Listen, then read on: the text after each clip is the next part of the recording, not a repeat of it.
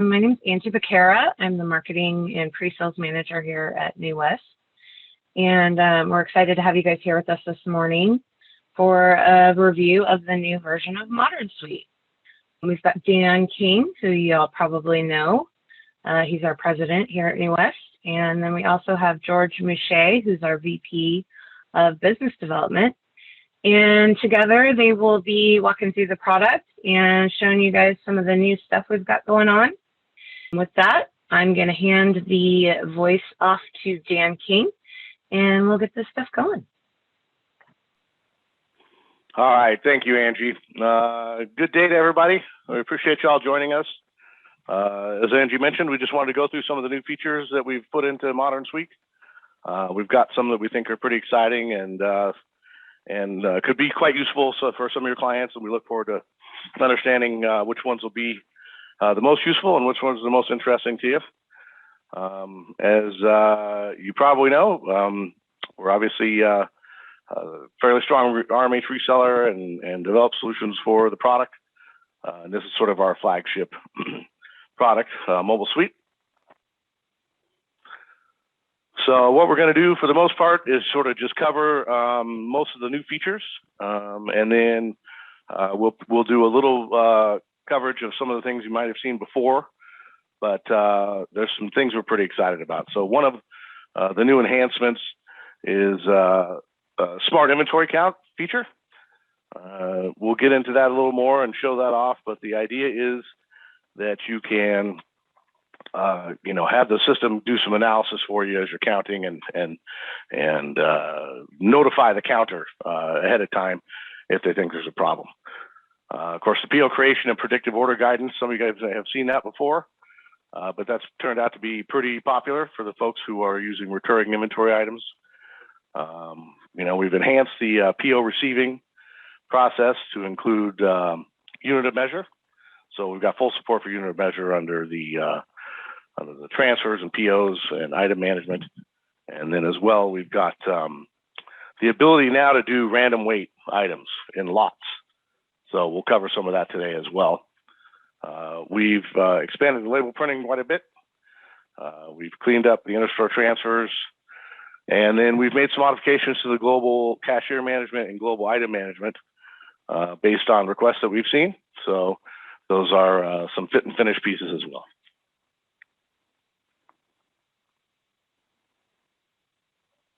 So you may or may not know, it's the product is fully compatible with RMH Central. So if you edit an item, those changes get distributed across the enterprise, POs, transfers, any of those things that play a role across the enterprise and down to all the stores and Central. We've got full compatibility with it. We've also got the Zamboni web service that runs behind the scenes that does any cleanup. So if it finds any missing transfers or any missing fields in any of the items between the stores and Central, it goes ahead and sort of brings those all into alignment. And then we've done a lot of work to the user manual and our videos and stuff. So we're pretty proud of, the user manual for the product is up over 200 pages now. We've got YouTube tutorials out there for a lot of the stuff. And then in the user manual, whether you have or haven't seen it, there's a pretty useful section that goes through use cases that are designed to help people understand, okay, how does this particular feature work, and how can I leverage it? As an example, it goes through the idea of how to modify label templates and how to modify the stored procedures that are behind the smart count and things like that. So we've got what we feel like is a pretty good set of documentation. We're always open for input of things you guys would like to see that we haven't documented yet.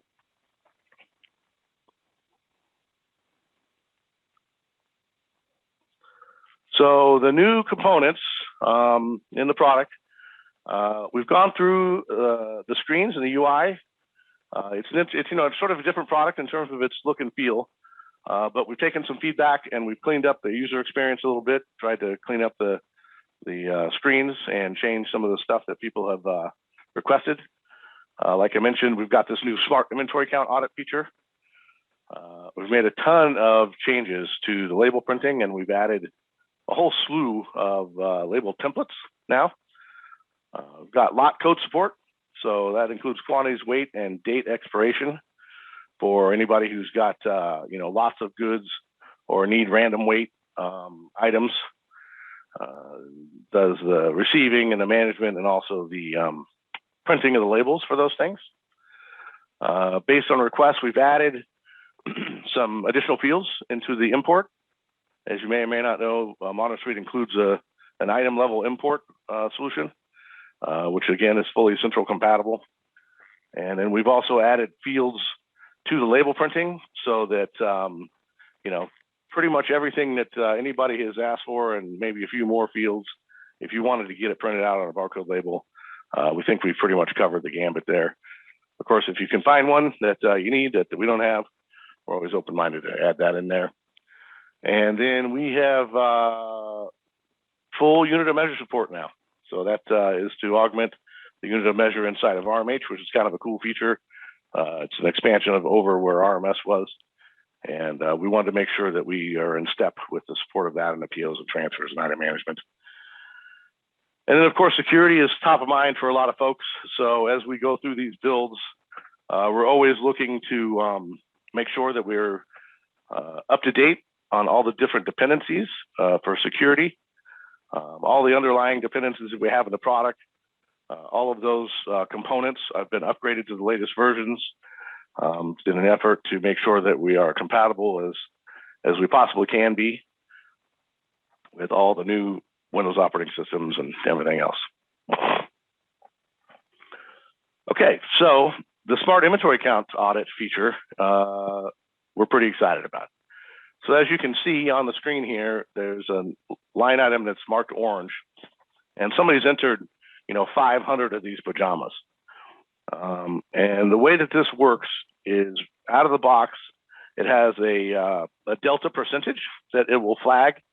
So as an example, if you're 5% over or under, it will go ahead and flag the last item you scanned in and let you know to take another look, do a little reality check, make sure that you didn't just misenter something. And that feature can be augmented. So it's a stored procedure, and you can add pretty much any logic that you can dream up around the things that you'd like to flag an item for an inventory count. So you could have specialty items. If there's a department of very high value items, you can flag those, or if it's a certain quantity off, certain percentage off. If an item, you could actually add logic to say, okay, we're counting an item, but it was 0 and there's been no purchasing or no sales over the last year. How can we have it on hand? Things like that. So it's a pretty dynamic feature.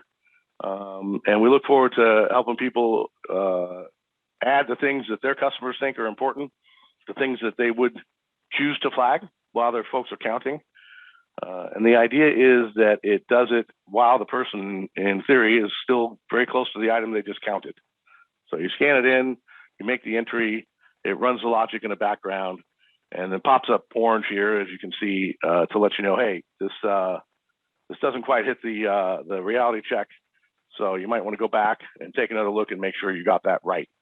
The idea being that they clean up any mistakes or any misentries while they're doing the count, as opposed to traditionally, oftentimes what people do is they go through the counts and then they get to the end of it and then they go to do the audit and they realize, okay, well, here's this list of items that really don't make sense. And then you got to go back and go to those items physically and count them again and do the reality check.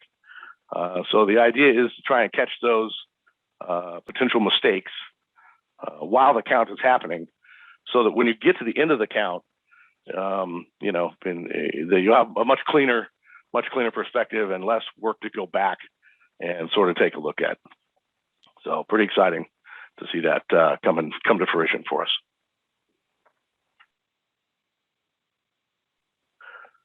So we've expanded the item import fields. As you can see, these are the currently supported item import fields. So if you are bringing items into the system, all of these fields are supported. and will be it adds, moves, changes type of an import. So if you're importing stuff and it comes across an item that doesn't exist, it goes ahead and it creates it, including the department category if they don't exist.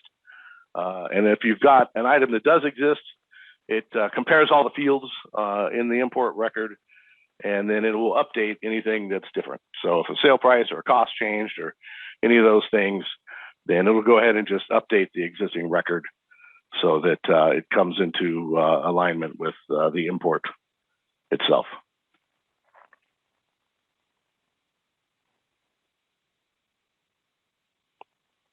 And in terms of additional field support, we've got a bunch of fields that we added in here for label printing. So as you can see, it's a pretty diverse list, and we can support all these things onto the labels, and we've done a pretty good job of trying to create a bunch of label templates. I do want to add that it's compatible with any barcode label printer that supports ZPL, firstly, and runs on either Ethernet or Wi-Fi. So it's all IP based. It does not support Bluetooth printers. So it does support Ethernet or Wi-Fi based ZPL supporting printers. And that includes, all of the manufacturers, Zebra, O'Neill, Citizen, Seiko, Bixalon. I mean, the list goes on of manufacturers that all that have neat products out there for printing barcode labels, and it would support all of those printers.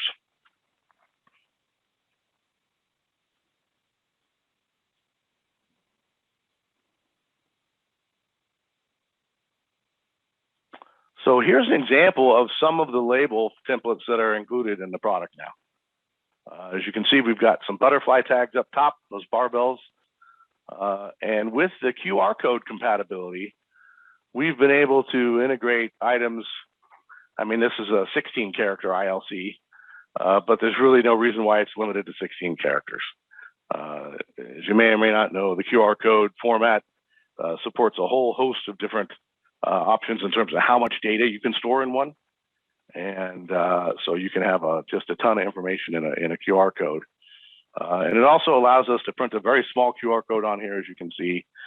And then it doesn't take up much room on the tag itself. So it leaves more room for the actual text and description and so on and so forth.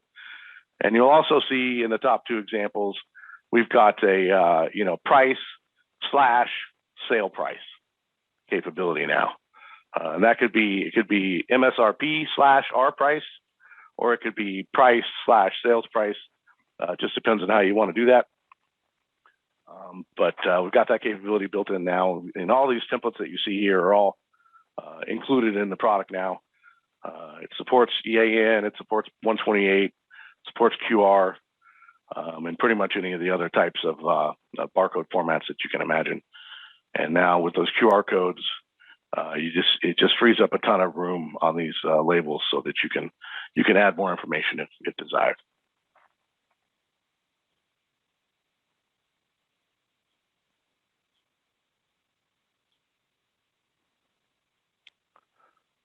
Okay, so one of the things that we've had some requests for is the ability to track lots. And those come in a few different types, but one of them certainly is a random weight process. For those folks who receive a bunch of items, a bundle of items, let's say it's I don't know, we'll just use steaks, I guess. They receive 100 pounds of, beef, but it's all broken up into different cuts. So that you can go in and say, okay, I received 25 cuts. It equals 100 pounds of beef in total. And then what it does is it runs through and asks you to enter the weight of each of those 25 items, which can be different, obviously, because the cuts are always, they're not perfect. So it's not always 1 pound. It's sometimes a little less, sometimes a little more. And then will generate a weighted barcode tag that includes the lot code and the weight of the item. And then when you scan that into RMH, it'll go ahead and find the item and enter the appropriate quantity and price for that particular cut. And then you can obviously generate those labels. So that's that's a cool feature that we've had some requests for, so we thought we'd throw that in there. All right, so to review some of the things that about the product itself, it's delivered via web services. So it's not an app, technically. It doesn't load on the device, doesn't load on the machine. It's served up through a browser. It's compatible with all the browsers, Firefox, Chrome, Edge, as long as it's a recently current version of a browser, it'll work with it. And for those of you who have VPN capabilities, your clients do, it runs super fast. You can just load up a VPN connection on your laptop or on your phone or tablet, and it runs as fast as if you were in the building on a local area network. So it really gives people the ability to access their inventory data, make changes, produce POs while they're not in the office or in the store. Maybe they're out at a buying fair, or maybe they're hopefully sitting on the beach in Hawaii and just have some questions. It gives you the ability to do that very quickly, just as long as you've got VPN access into the network. It is a web app with local control, so it's sort of a hybrid design because it's not served up in the cloud. It's served via web services, but it does exist locally in the store. So it's not a cloud-based solution, and you don't have to depend on that to run the product. Again, it is web services, so it's compatible with Android, iOS, Windows, Linux, anything with a modern browser.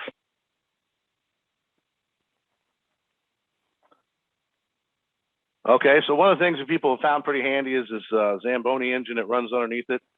And like I said, it sort of runs behind everything and does some cleanup. So if there are any inconsistencies, it sort of just fills the divots in the ice up, and so it makes it nice and smooth. And that way, all the reporting and all the information is all in line. So when folks go to run those reports in the store and the central, that they get the same information. And it's a silent thing. It runs, essentially syncs everything up every hour. It doesn't need to be maintained. It just happens in the background.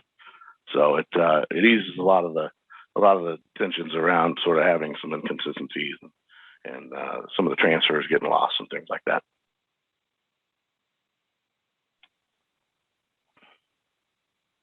So as previously mentioned, it really is compatible with any device that has got a modern browser on it. We have found some ruggedized mobile devices that people really like, and they're fairly cost effective. There's the Scandroid handheld on the left there. You can see it's got the numeric keypad so that it makes it easy for numeric entry. It's got the scanner built into it, runs on Android. It's really, really fast. It's also rugged, so it's an IP67 based device, and it means it's rated for drop and tumble to the concrete. It's rated for moisture, and we've had some great success with these things. People really enjoy them, and they're fairly low cost. They're much less costly than the vast majority of the handhelds that are on the market today from the other manufacturers. And then we also have added into the lineup one that's got a pistol grip.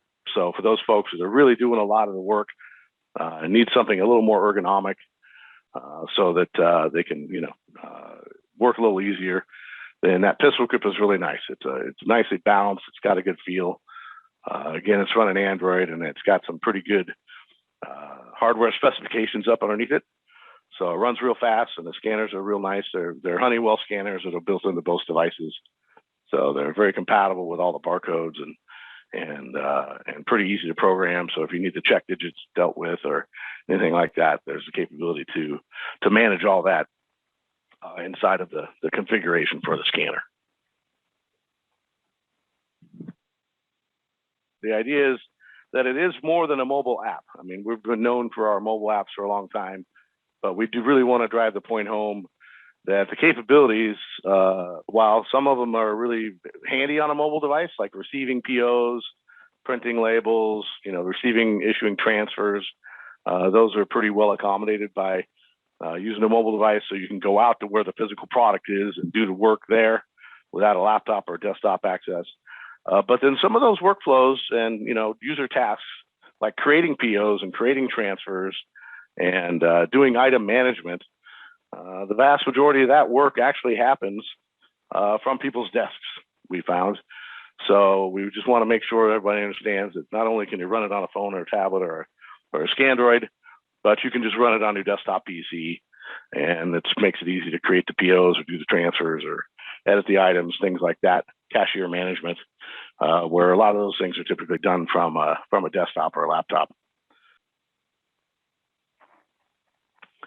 All right, well, we'll just take a few minutes. I'm not going to do a whole bunch of software demo, but we'll take a couple minutes here and just show off a couple of these features. And hopefully everybody can see that now.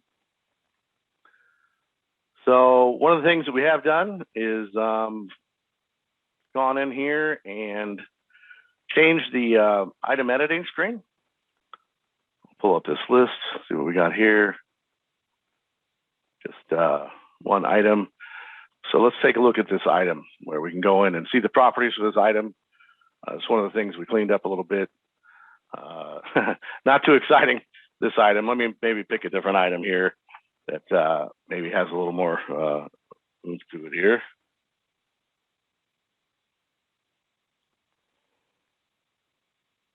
All right, so this may have a little more information about it. So looking at this Discover Kauai book, as you can see, we can see the quantity on hand, available, offline, on order, transfer, restocking, things like that. It also has, since it's all central compatible, we can click here and it'll reach out and find in all the other stores what the quantities on hand are. Obviously, this is not too popular of an item here, but ultimately it gives you full visibility across the enterprise of the details. And then it goes down into these tabs here for purchasing. You can see sales histories and the last POs and things like that. It gets into if there was any order history, it would actually show you the last 3 POs and pricing and who you bought it from. It allows you to see the pricing and costs and margins, manage the bin locations, manage whether it's active or not, who your primary suppliers are, minimum orders, costs, reorder numbers, see what the aliases may be for the items. And then now that we've got support for lots, it's in here, you can see that. So as an example, this item doesn't look to have an alias, but if I wanted to make an edit, I can come down here and hit my pencil, and then it opens up all these fields pretty much for editing. So if I wanted to change the price to $19.95, I can do that. I want to come down here and add an alias. I can go ahead and add an alias to it and then save that by hitting the pencil again. And now those changes are going to be broadcast across the enterprise. So they've already updated the local store I'm at. It's probably being posted to Central right now. And in short order, you'd see those changes reflected at all the stores. Let's go ahead and look up another item.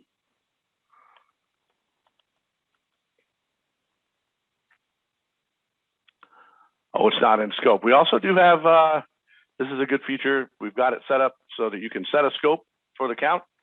If you want people to go out and count a particular supplier or triple range or like a particular shelf or a set of aisles, you can tell it to only allow them to count items that are in the scope of the count itself, so that they don't stray off and do some other things like that. To review some of the PO stuff, you'll notice we've got this feature here. It allows us to go ahead and see histories for the items, reorder numbers, pricing, all this. Again, you can make these changes yourself. And then when it's working in production, it'll actually come up with a suggested buy for you based on the sales histories for all the items, things like that. Let's see if I can get in here to a list create. Okay, so let's say I'm going to count this item and I'm going to put in, and I have this many of them. And then you can tell, okay, see, that's out of whack. That it doesn't pass the sanity check.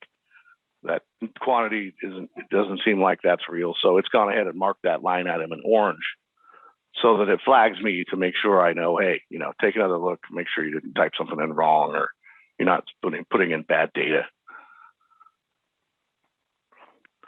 And so that's about the most of what we wanted to show off here today. We did make some other changes. In terms of the workflow,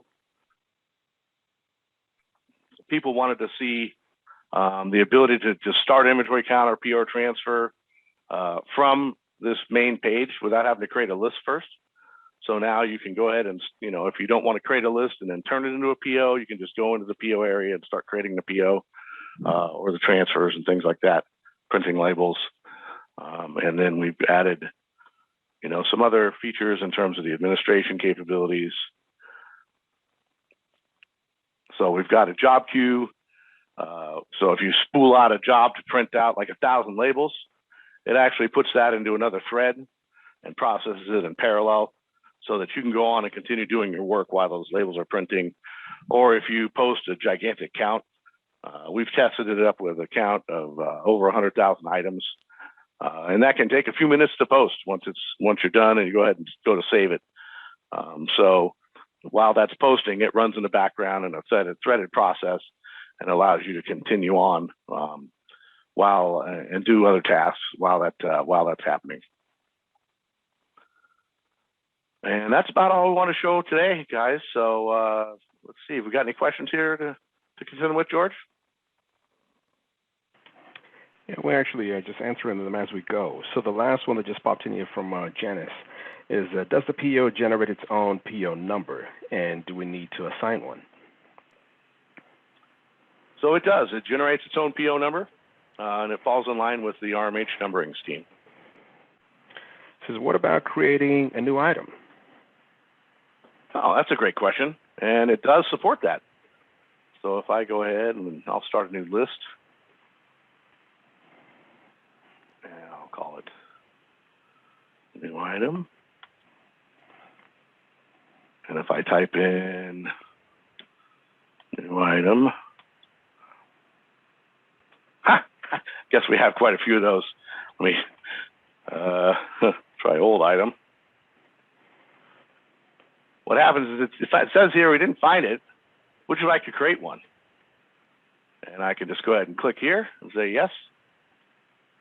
And then I can put in all the various details. Maybe I have 5 of these old items. And it walks me through sort of a kiosk style workflow where I can pick my department and pick the category for that. There's no category underneath this department, so it doesn't show any. Supports the description and sub-descriptions. Of course, what it sells for and what it costs is always important. And then you can select your supplier. And you can add your alias. And boom, click the check button. And that item has now been created. And it's being broadcast across the enterprise right now. So it would be present at the store you're in, and it would be present at Central, and in just a few seconds, it will have distributed it out to the other stores as well.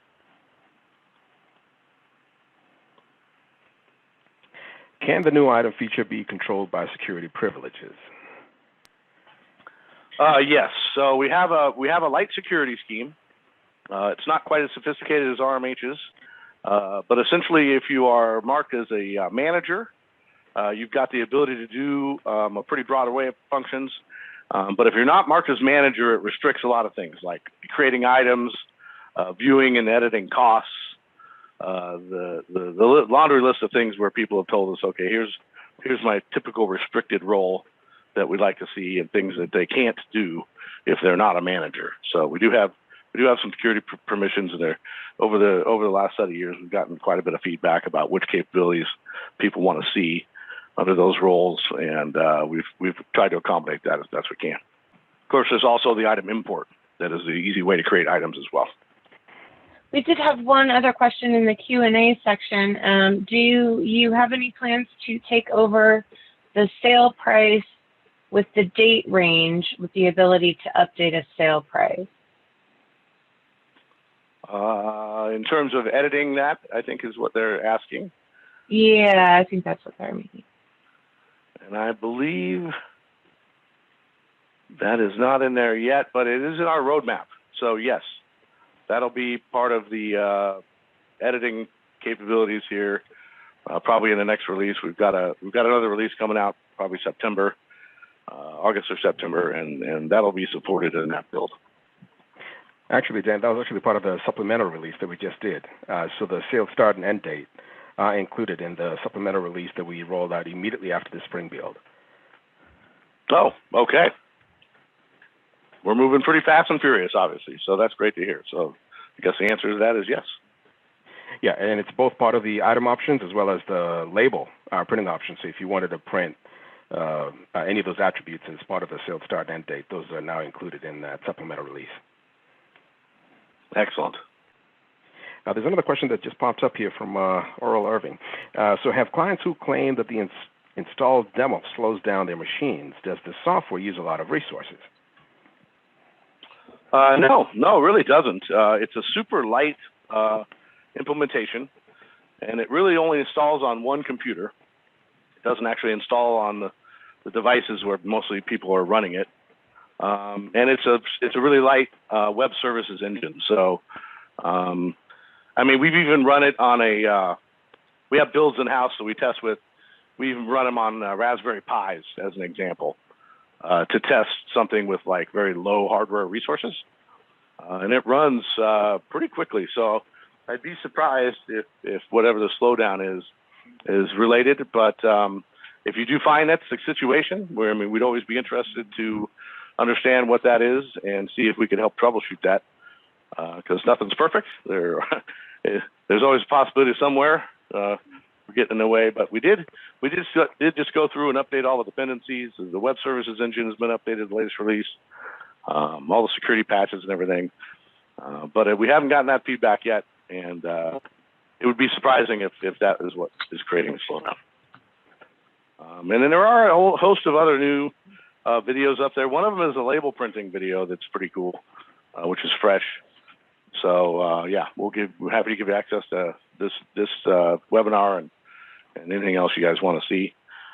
And of course, as questions come up, concerns or requests, let us know. We're pretty easy to get hold of. You can call us, you can email us, send a note via carrier pigeon, whatever it takes. We're very interested in hearing everybody's input and questions and trying to understand where the market needs are, what the clients want and don't want, and how we can best facilitate those things. Hope everybody has a great day. Look forward to hearing from you at a later date. Thanks, everyone.